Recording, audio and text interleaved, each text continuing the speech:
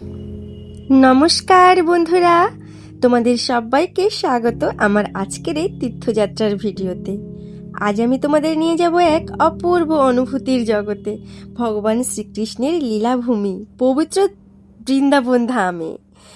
এই যাত্রা শুধু একটি ভ্রমণ নয়, এটা এক গভীর আধ্যাত্মিক অনুভূতি। চলো শুরু করি আমার এই সুন্দর সফরের গল্প। বৃন্দাবনে যাওয়ার উদ্দেশ্যে আমি বাড়ি থেকে বের হলাম আর টোটো করে সোজা পৌঁছে গেলাম হৃদয়পুর স্টেশনে। সেখান থেকে ট্রেনে উঠে পৌঁছলাম শিয়ালদা স্টেশনে। আর সেখানে নেমে একটু ফ্রেশ হওয়ার জন্য পুদিনা পাতা, বরফ আর লেবু দিয়ে ঠান্ডা জল খেলাম। অসাধারণ সতেজ লাগছিল। তারপর কিছু কলা কিনলাম, একটা ডাব খেলাম। শরীরটা একেবারে হালকা আর চাঙ্গা হয়ে গেল, জানো তো। এরপরে আমরা মেট্রো ধরবো, আর মেট্রো ধরে আমরা সোজা চলে যাব হাওড়া স্টেশনে। আর সেখান থেকেই আমাদের গাড়ি আছে। এই যে বৃন্দাবনে যাওয়া, এটা যে একটা কেমন অনুভূতি তোমাদের বলে বোঝাতে পারবো না। আমার মনটা বহুত দিন আগেই বৃন্দাবনে চলে গিয়েছিল, শুধু এই শরীরটাই পৌঁছানো বাকি ছিল। যখন আমি সত্যি সত্যি সেই পথে রওনা দিলাম, আমার ভেতরটা অদ্ভুত একটা অনুভূতিতে ভরে যাচ্ছিল, জানো।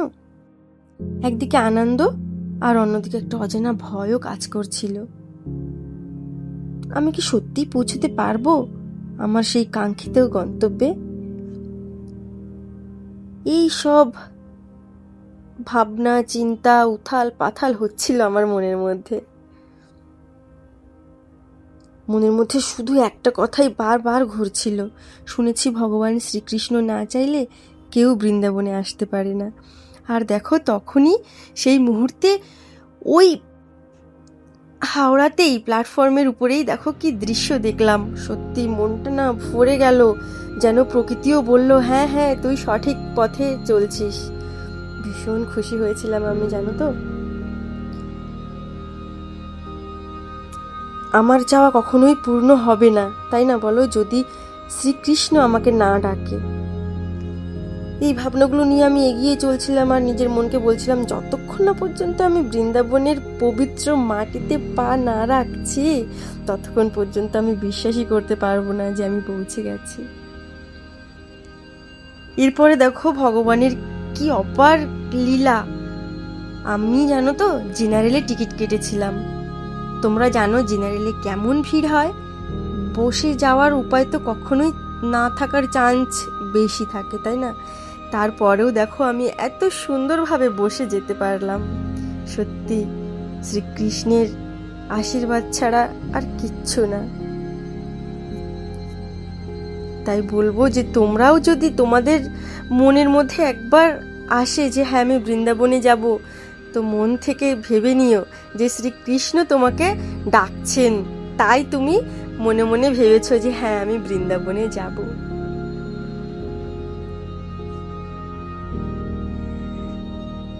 কথা আসছে না, এতটা আপ্লুত হয়ে গেছি আমি।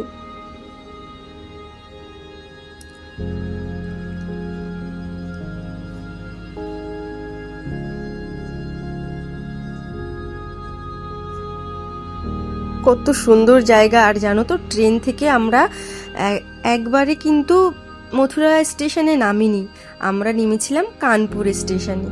কানপুর স্টেশনে নেমে সেখানে আমরা অপেক্ষা করেছিলাম অপেক্ষাগৃহে। তারপর আমাদের রাত 1টার সময় মথুরার ট্রেন ছিল, তো তখন আমরা আবার ট্রেনে উঠেছিলাম। তার আগে যখন কানপুর স্টেশনে নেমেছিলাম, তখনই আমার বোন আমাকে ফোন করে বলল, দিদি গুগল অ্যাডসেন্স চলে এসেছে। আমি তো আনন্দে আত্মহারা হয়ে গেলাম। বলো, একের পর এক আনন্দের খবর। শ্রীকৃষ্ণ কতটা সত্যি, কতটা আমাকে সহায় আছে আমার, তোমরাই বলো, কমেন্টে অবশ্যই জানাবে তোমরা। আর আমার এই ভিডিওটা তোমাদের কেমন লাগছে অবশ্যই জানিও। দেখো কথা বলতে বলতে কিন্তু কানপুরে আমরা পৌঁছে গেছি। আর এখানে আমার সাথে ছিল আমার ছেলে, আমরা দুইজন মিলেই গেছিলাম। তো আমার ছেলে দেখো এখানে খাবার খেয়েছিল, আর আমি কিন্তু ফল খেয়েছি আর ওই যে শরবত খেয়েছি ওটাই।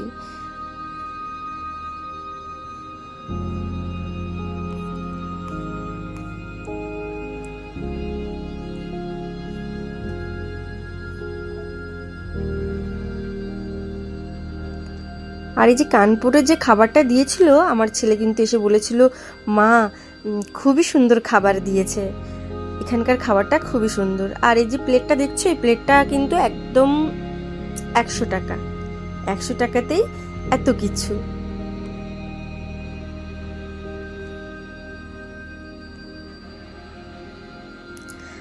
আর হ্যাঁ, এই একটা ভিডিওতে কিন্তু আমি তোমাদের সম্পূর্ণ মথুরা, বৃন্দাবন, বারসানা, গিরি গোবর্ধন, আরও অনেক জায়গা আছে। বৃন্দাবনে তো প্রচুর জায়গা আছে, তোমরা সবাই জানো। তো একটা ভিডিওতে কিন্তু সবটা তোমাদের দেখাতে পারবো না, তাই যদি সবটা দেখতে হয় তাহলে পরের ভিডিওতেও কিন্তু অবশ্যই তোমাদের চোখ রাখতে হবে, তাহলে তোমরা সম্পূর্ণ তীর্থযাত্রাটা দেখতে পারবে আর তোমাদের মন ভরে যাবে, আমি কথা দিচ্ছি।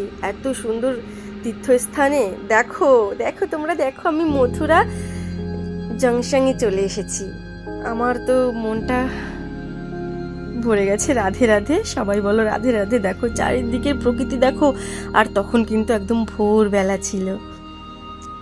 তো এইবার আমরা চলে যাব বৃন্দাবনে। আর বৃন্দাবনে কিন্তু আমরা প্রেম মন্দিরের একদম কাছেই একটা হোটেলে উঠেছিলাম।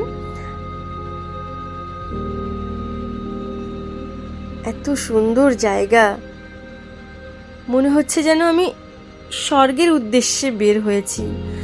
আর প্রেম মন্দিরটা তো তোমরা যারা দেখেছো তারা তো জানোই, স্বর্গ, দিনের দৃশ্য হোক আর রাতের, স্বর্গই তো স্বর্গ, এছাড়া আর কোনো নাম দেওয়া যাবে না।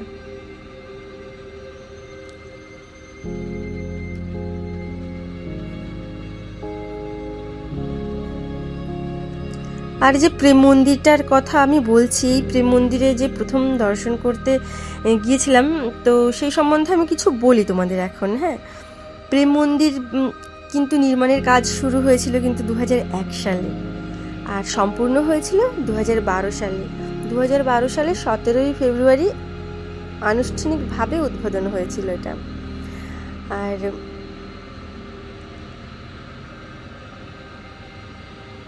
যখন এই প্রেম মন্দির ছিল না, তার আগে কিন্তু বৃন্দাবনে পুরনো পুরনো যে মন্দিরগুলো আছে ভগবানের, সেইগুলো দর্শন করতেই কিন্তু সমস্ত দর্শনার্থী এখানে আসতেন।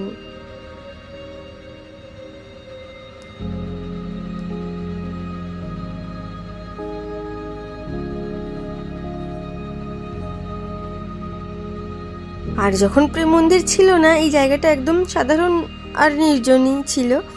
আর আজ সেই জায়গাটাই হয়ে উঠেছে ভক্তি, প্রেম আর শান্তির এক বিশাল কেন্দ্র। এটা জন্য একটা বার্তা এনে দেয় এটাই যে যেখানে সত্যিকারের ভক্তি থাকে সেখানেই সাধারণ জায়গাও পবিত্র হয়ে ওঠে। আর সেটা যদি হয় বৃন্দাবনের জায়গা, তাহলে তো আর কথাই নেই, তাই না? বৃন্দাবনের প্রতিটা মাটির, প্রতিটা গাছপালা সবাই সাক্ষী ভগবানের।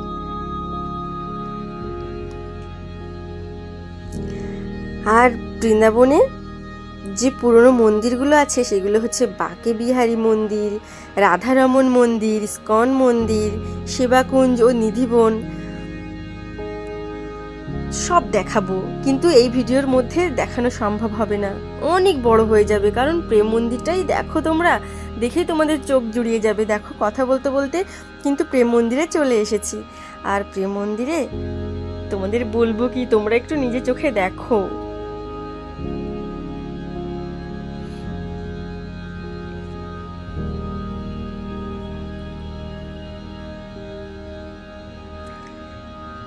বড় বড় পাথর, মার্বেল, তারপরে নামি দামি শিল্পীরা, সব মিলিয়ে বছরের পর বছর পরিশ্রমের মাধ্যমেই অসাধারণ মন্দির কিন্তু গড়ে উঠেছিল।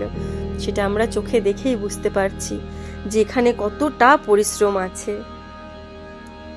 স্বর্গর থেকে কম কিছু না, অন্য কোনো নামে বলাই যাবে না। স্বর্গ।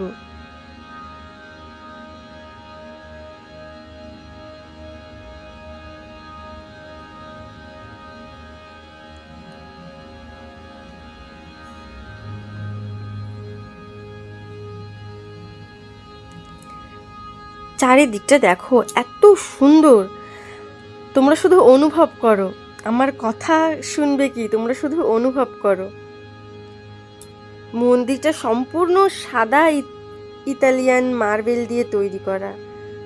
আর এখানে ভগবান শ্রীকৃষ্ণ ও রাধা রানীর বিভিন্ন লীলা অত্যন্ত সুন্দরভাবে ভাস্কর্যের মাধ্যমে তুলে ধরা হয়েছে। রাতের আলোর সাজে মন্দিরটি একেবারে স্বর্গের মতন দেখায়, আর দিনের বেলাতেও সেই স্বর্গের মতনই দেখায়। শুধু অনুভব করো। আর যারা আসনি, আমি বলবো অবশ্যই তোমরা একবার বৃন্দাবনে এসো আর আমাদের প্রেম মন্দির দর্শন করো। তারপরে সমস্ত যে পুরনো মন্দিরগুলো আছে সেইগুলো সব তোমরা দর্শন করো, খুবই ভালো লাগবে তোমাদের।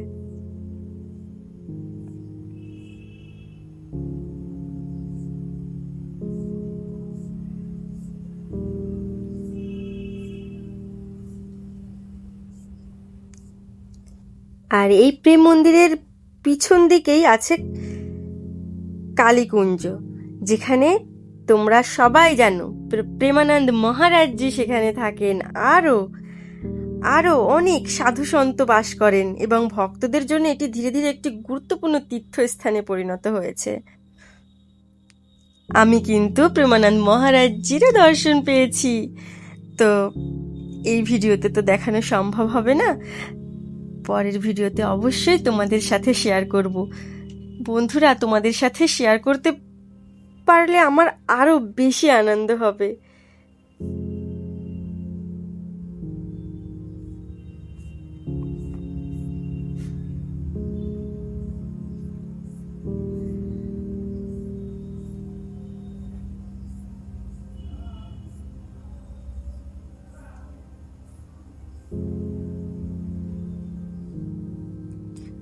আর এই প্রেম মন্দিরে পৌঁছে আমি যেন এক অন্য জগতে চলে গেছিলাম। চারিপাশে অপূর্ব সৌন্দর্য, মন্দিরে সাদা মার্বেলের কাজ, আর ভগবান শ্রীকৃষ্ণ ও রাধারানীর সবকিছু মিলিয়ে এক অসাধারণ অনুভূতি। আমি ধীরে ধীরে পুরো মন্দিরটা ঘুরে দেখলাম, উপরে উঠলাম। প্রতিটি কোণ যেন ভক্তি আর প্রেমে ভরা। সত্যি বলছি, সেই মুহূর্তগুলো ভাষায় প্রকাশ করা কঠিন। মনে হচ্ছিল যেন হৃদয় ভরে গেছে এক অদ্ভুত শান্তি আর আনন্দে।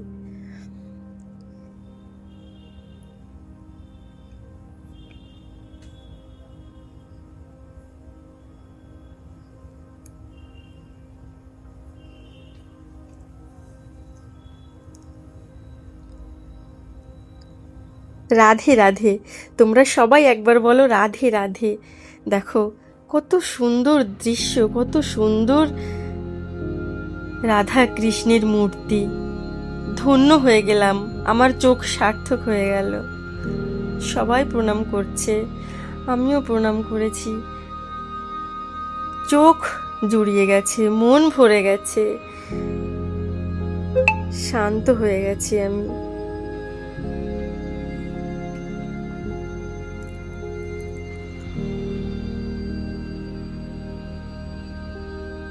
দেখো মা আর ছেলে কত খুশি আছি আমরা।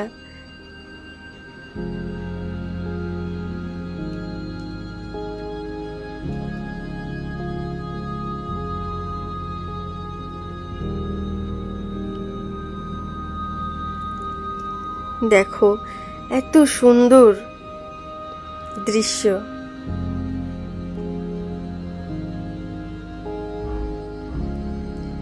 আর এই মন্দিরটি নির্মাণ করেছিল,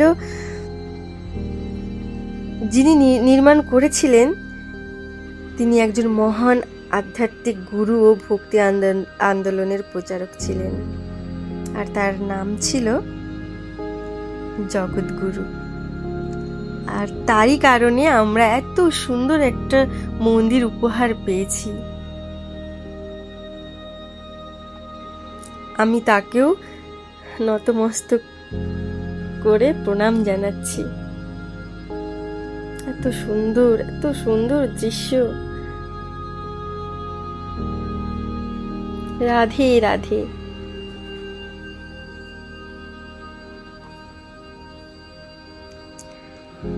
আমি একটু ইমোশন হয়ে গেছি, তো ভিডিওটাতে যদি কোনো ভুল ভ্রান্তি কিছু থাকে তো প্লিজ সরি তার জন্যে। জানোই তো যখন আবেগ মিশে যায় না কোনো কাজের মধ্যে, তখন সব কিছু কিন্তু 100% ঠিক হয় না। আর আমি জানি তোমরা সবাই বুঝতেই পারছো।